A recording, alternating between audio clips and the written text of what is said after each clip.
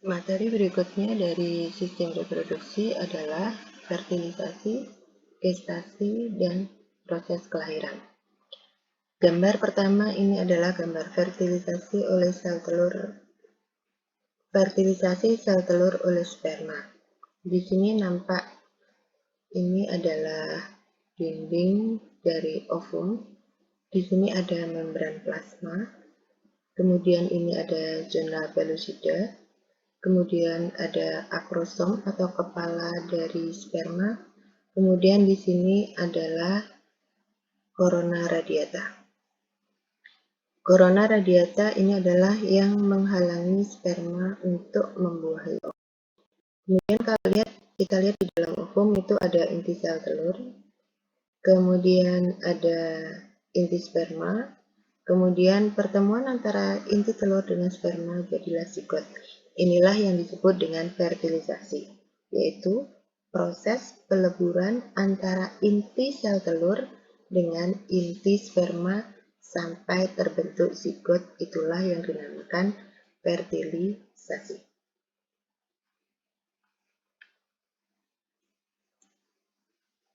Tahapan berikutnya yaitu tahapan implantasi.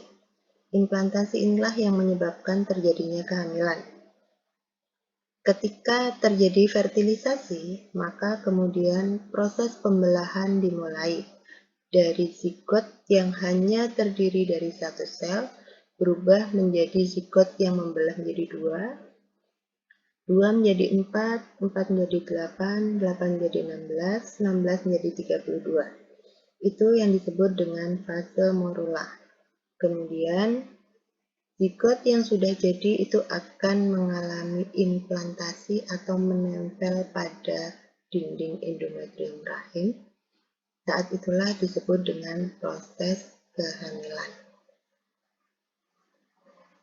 Ini adalah gambar proses fertilisasi hingga terjadinya implantasi embrio. Gambar berikutnya adalah gambar gestasi atau kehamilan. Ini adalah proses penempelannya. Prosesnya seperti ini. Yang pertama ada endometrium, ini lapisan endometrium rahim. Kemudian ini adalah gambar zigot yang sudah mengalami pembelahan. Ada bagian trofoblast dan blastozol. Kemudian ada daerah ini mulai menempel.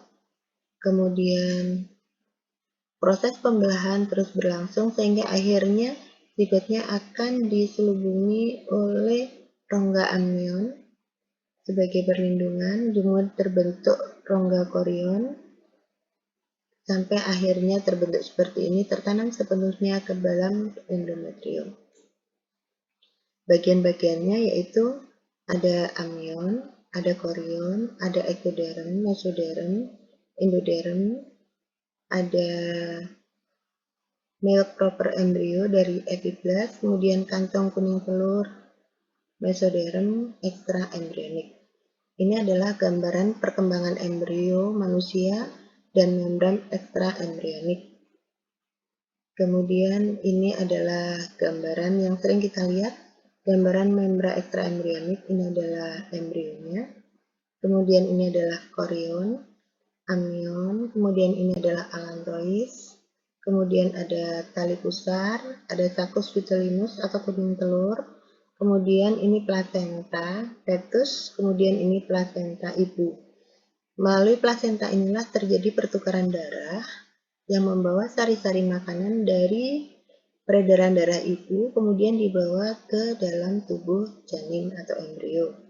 Kemudian dari plasenta fetus akan dikeluarkan CO2 dan sisa-sisa metabolisme yang dilakukan oleh embrio. Kemudian ini adalah gambaran dari plasenta dan bagian-bagiannya. Ini darah kaya oksigen, glukosa, asam amino, asam lemak, dan lain-lain dari ibu. Ini ke sini. Kemudian darah kaya urea, karbon dioksida bergerak menuju jantung ibu. Jadi disinilah terjadi pertukaran antara sari-sari makanan dan O2 yang dibawa oleh ibu ditukar dengan sisa metabolisme yang dilakukan oleh bayi. Dan ini adalah pembuluh vena uterus. Ini adalah pembuluh uterus. Kemudian ini ada villi atau lekukan-lekukan, kemudian ada korion. Ini juga korion. Kemudian ini adalah pembuluh tali pusat. Ini pembuluh vena pusat. Ini darah kaiurea dan karbon dioksida bergerak dari fetus. Kemudian ini adalah proses perkembangan bayi dari 2 bulan hingga 9 bulan. Di mana pertama 2 bulan semua bagian-bagian utama bayi tubuh telah berbentuk dan bayi sekarang disebut dengan fetus. 3 bulan mulai tumbuh rambut pada kulit, kemudian sudah kelihatan bentuknya seperti janin seperti ini, kemudian 5 bulan jari-jarinya sudah terbentuk dengan sempurna dan dapat menggenggam tali pusat. Ini adalah plasenta yang menempel, kemudian ini adalah tali pusat. Kemudian 7 bulan kelopak mata sudah mulai bisa berkedip-kedip terbuka, bayi sudah mulai ramping tubuhnya, sudah mulai kulitnya berkerut-kerut. Kemudian ketika usia 9 bulan posisinya seperti ini, kepala sudah berada di atas, di bawah dan siap untuk dilahirkan. Persalinan, ada berapa hormon yang berperan pada proses kelahiran bayi? Ada hormon relaksin, estrogen, prostaglandin, dan oksitosin. Relaksin diproduksi oleh korpus luteum dan plasenta untuk melunakkan serviks dan melonggarkan tulang paha saat terjadi kelahiran.